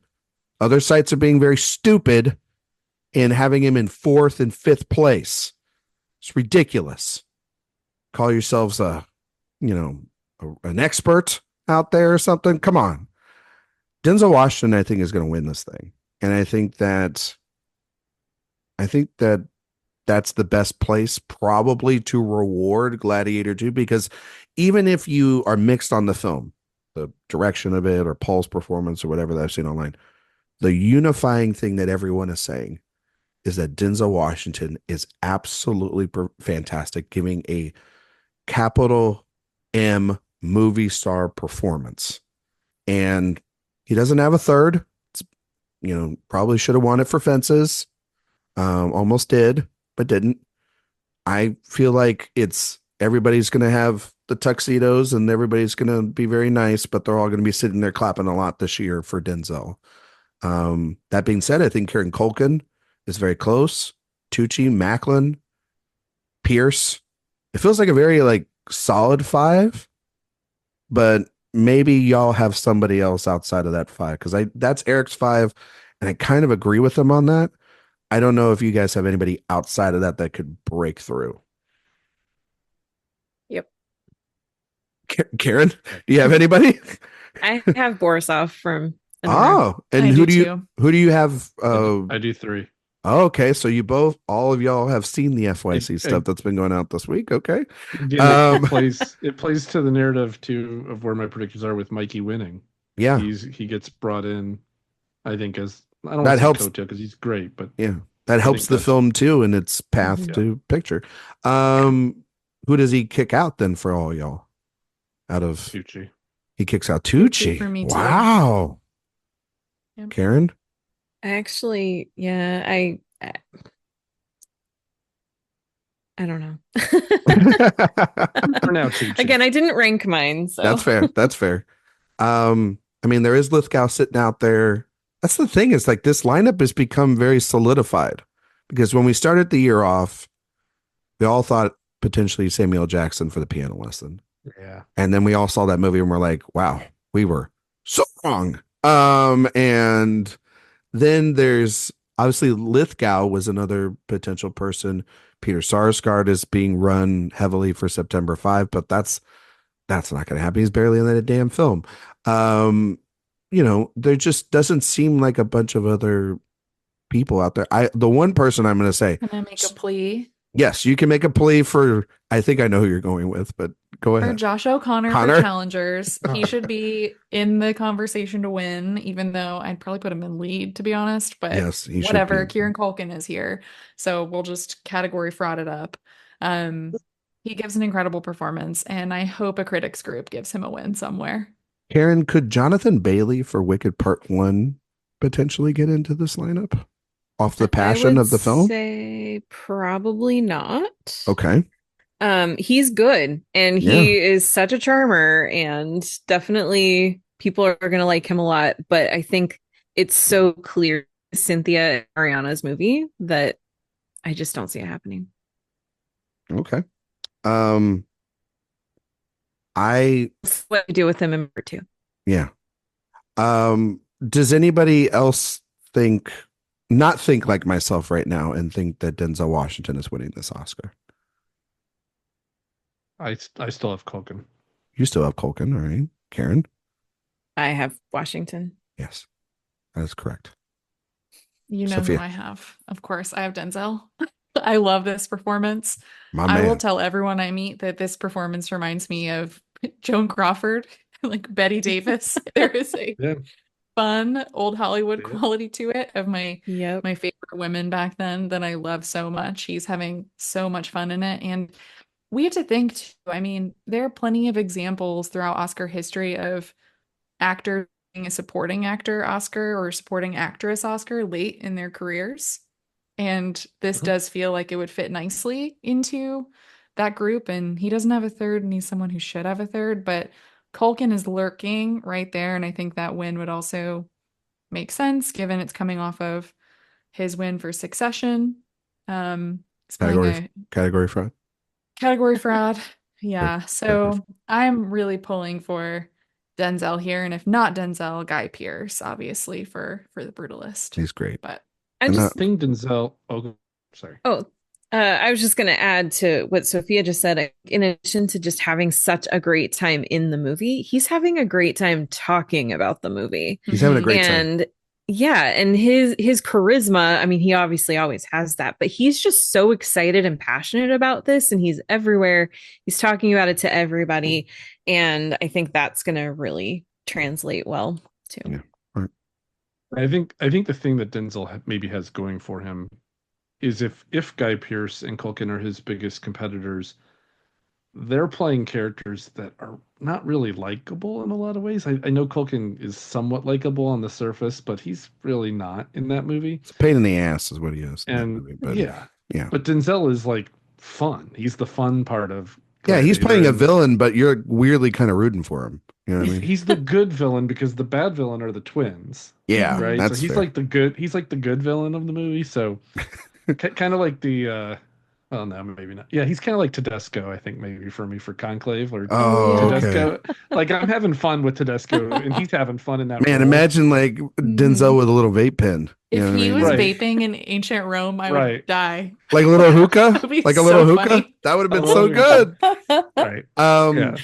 I think also too, if Paramount, right, that's who has the film, Paramount, was really smart and to build their narrative. Maybe this is just me from watching way too many Denzel Washington movies this year. There is something sort of full circle about this win for him, not only about winning his third, but winning it for a movie directed by a Scott brother. He spent most of his career working with Tony Scott. He's now working with Ridley Scott on this film. He has a personal connection with that brother duo. It's as bigger for performance as I've seen him in a long time, and he nails every aspect of it. And he's having the most fun probably of anyone in film this year. It seems like he's just on another level. And yeah, I don't know how you don't give it to him at this point. But I mean, yes, I do think Culkin is there, and I think Pierce is there. Those movies have more broader Best Picture appeal. And for A Real Pain, it definitely would need that win in order to have its path to win on that night. But also too, if Denzel is talking to people and on the campaign trail, it's going to be very hard for any of those guys to break through because it's Denzel fucking Washington, for Christ's sake. And he's going to talk about rings and people he should have kissed and heads he had to move and all this stuff. Like there's so many details to this thing that he still has yet to talk about. It's going to be fun to see him throughout the season. And he has piano lesson that he produced. So he'd be there out there with his family. It could be, not to say that piano lesson's going to do anything, but it helps his case too. In that he's everywhere, Are the Globes the first awards show? Yes, sir. Yes, sir. On the 5th of January. I think the Globes will be very important with that race because I could see whether Denzel or Culkin wins, whichever one wins gets that moment to speak. Mm-hmm. And I think they're going to be both very, I think it could build from there, I guess. Right. I think for like Culkin, it could be It would be almost like a speech like RDJ last year, and for Denzel, it would be like a lesson that we all need to hear right now. You know what I mean? Like Right. it's just be like a moment where we'd be like, Right. "Oh well, Yeah. I just want to hug." Like Denzel, please say something articulate to help us all out. You know what I memean? Because he is like I saw he did a interview with this one journalist, and he was giving her like therapeutic advice and everything. Like That's he's great. killing it. First you learn, then you earn, then you return. See, Oh, I've already internalized it. there and you this go. is a lesson for everyone. See, Sophia's learning. We're all learning. It's So gonna be great. one more thing I'll say about Denzel that I think will help him is that the craftspeople in their interviews are all talking about him. Yeah. So like when I just interviewed Janty Yates, the Hmm. costume designer, we spent half of the interview talking about Denzel and How could how you not? he was her favorite character in the movie too, and to put the costume together for her. So if you have other people in the film campaigning for you, not that he needs that, but it could help. And also, And he people. does have the best costumes in the movie. Yes, he Mhm. does. And also people love Denzel Washington. It's not Mhm. like one of the. It's like they do love Denzel Washington. I mean, it is a bummer that it would probably his third Oscar would be for again supporting, and I get that, but it's also like who gives a shit? It's like he's great in the damn film. Stole every scene from every single person. It might be his time. All right, let's go over to supporting actress real quick. We talked about Saldana. We talked about Ariana Grande. For maybe it's a battle of the musicals here. Are there anybody else that you guys feel strongly about that could win this? I think Mark's not in his head. I think he has a take that he's about to give us. Mark, who do you think's winning supporting actress? I have Saldana and Grande 1-2. But I could see a situation where a split kind of vote happens since those performances, I don't know if they're similar, but they're musicals. It may be time to recognize somebody who is royalty and has never been nominated. And if Conclave is their movie, I mean, there is no better true supporting performance. Every other front runner here is more of a lead than a supporting. That's very true. And she does steal the movie, not just with her one big scene, but throughout the movie with her eyes and her movements. Like she's there. I know people are talking about how she's not there much, but her presence is there the whole movie. And anyway, I think it could be time for Isabella Rossellini. If there's an upset. Again, I have her third, but I think it's a trio right now to talk about. Mm-hmm. Okay. Sophia? I also have her in third. I could totally see a scenario where she suddenly surprises and we're just like, whoa, what happened? Where did that come from? Because talk about someone who has broad international appeal too. She's been working for so long.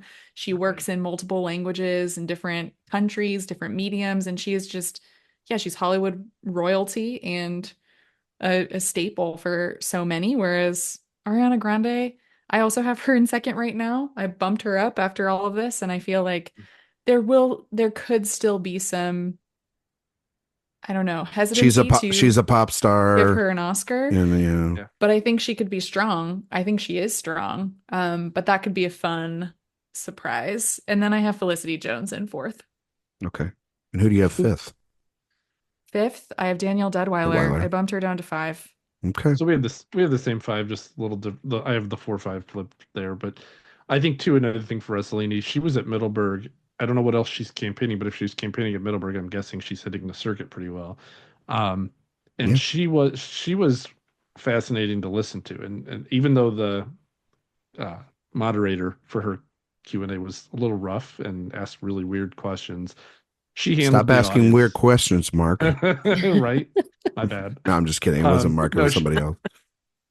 I don't moderate. Yeah, but you don't want that anyway. But she handled the questions really well, and she was so charming and like, how do you not fall in love with that woman and whatnot? So, well, if you want better questions, there's going to be an upcoming interview that she did with Sophia coming up on the website here soon. So it's my favorite interview I've ever. My favorite person I've probably ever interviewed. Awesome. Like her and Lily Gladstone, I would say. Like she was just, I could have talked to her for an hour. Yeah. And so that means she's that tells you something though. Moving and shaking. Karen, supporting actress, how's it looking for you? Is it kind of are you with the consensus here? Saldana, and Grande and Rossellini. And then, Uh-huh. Yeah. This is a little tricky for me. A couple of these categories are tricky for me because there are some big films that I haven't seen yet. Mhm. But so as far as what goes beyond those three, I'm it's kind of just a question mark for me right now. But I agree with what Mark said about Rossellini. I think that Saldana and Grande basically are co-leads in their movies, and they've stepped Yes. aside for their co-stars and agreed to go into supporting, but they are co-leads in musicals that are going to be duking it out. And then you have Rossellini, who very much is a supporting character, and she is kind of in the background enough that you forget that she's not in the movie that much. Like when I saw how much screen time she actually has, I was a little bit surprised because it feels like she's just kind of around for a lot of it. And the very brief moments that she does have are so powerful and totally impactful to the overall film and to all the characters. And I think that goes a long way. So I agree. I think Saldana is going to win it, though. As much as I haven't seen the film, I'm not going to shit on Wicked today. I'm not going to say anything else about Wicked until I see it. And I see it on Wednesday.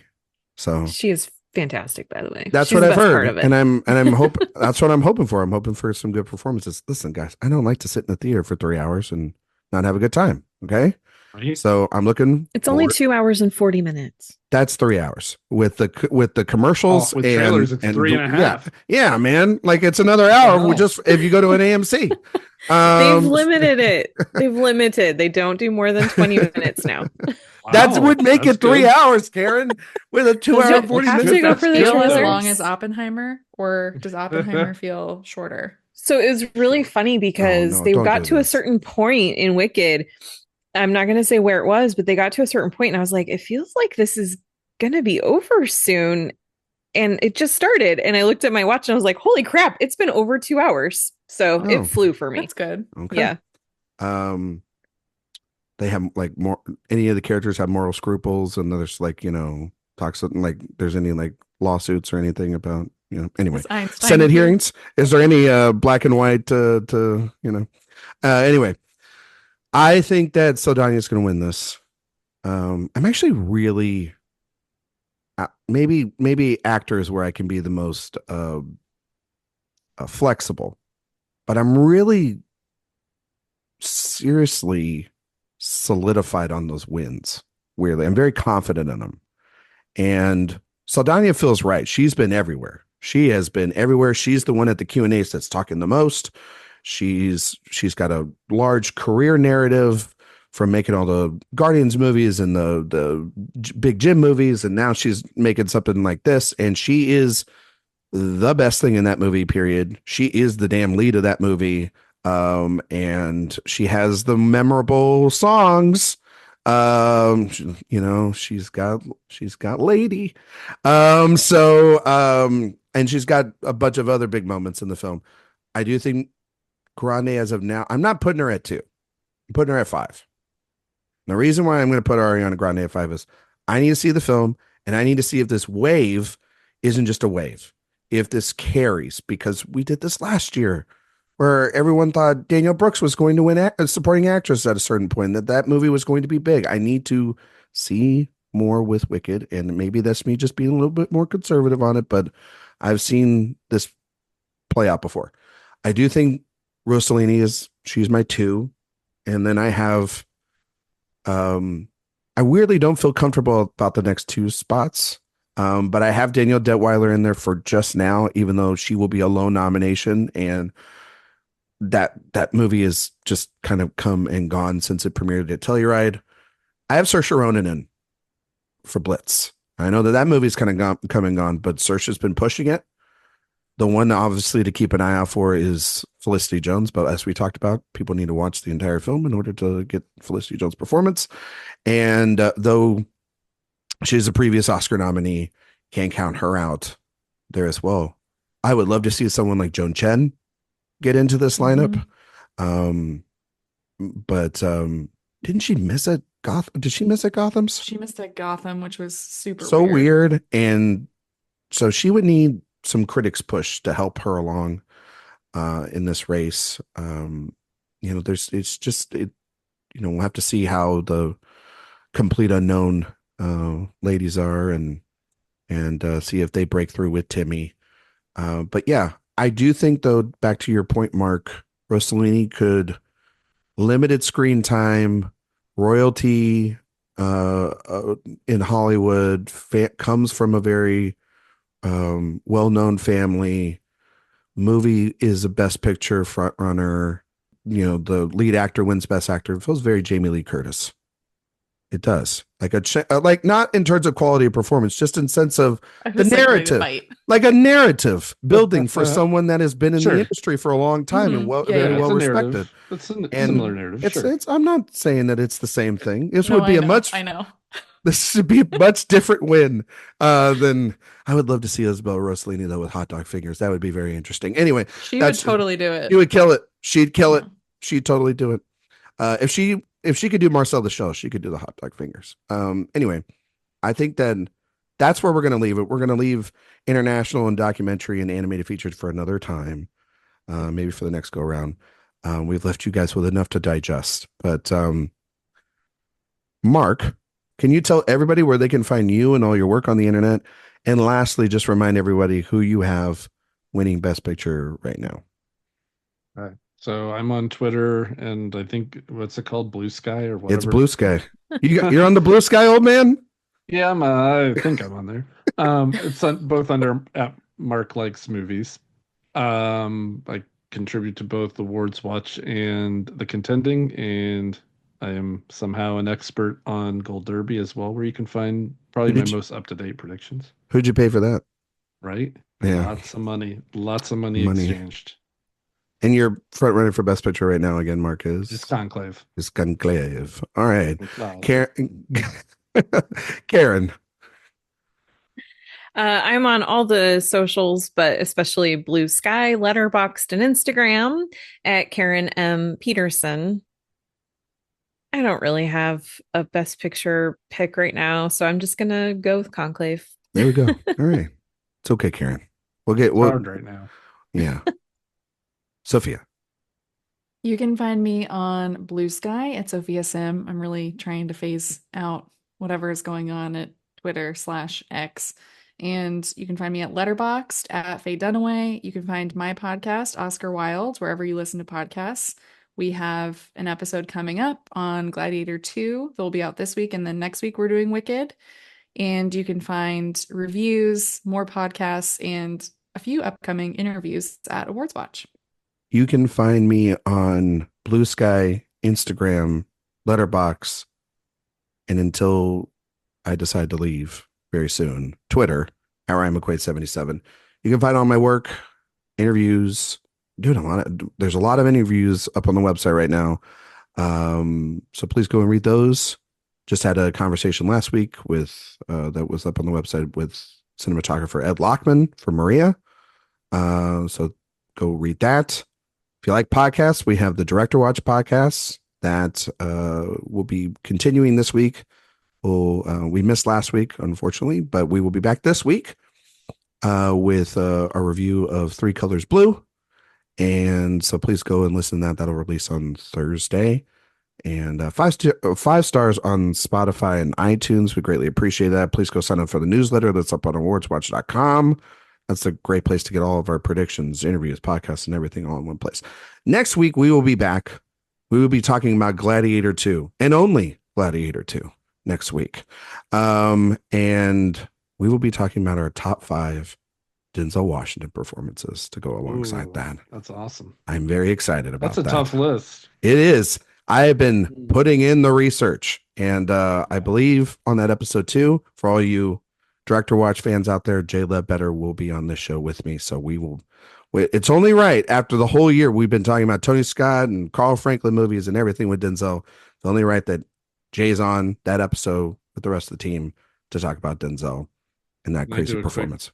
Can I do a quick FYC for Denzel performances? Yes, real quick, Mark. Hurricane.